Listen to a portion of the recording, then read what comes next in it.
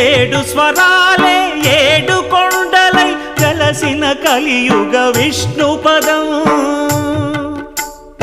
అన్నమయ్య జననం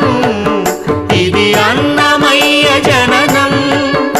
ఇది అన్నమయ్య జననం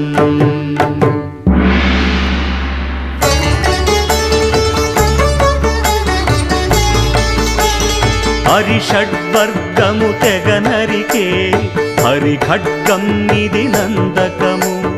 బ్రహ్మలోకమున బ్రహ్మా భారతి నాదాశీసులు పొందినదై శివలోకమున చిద్విలాసమున భ్రమరుధ్వనిలో గమకితమై దివ్య సభలలో నవ్యలాస్యముల భూవంతుల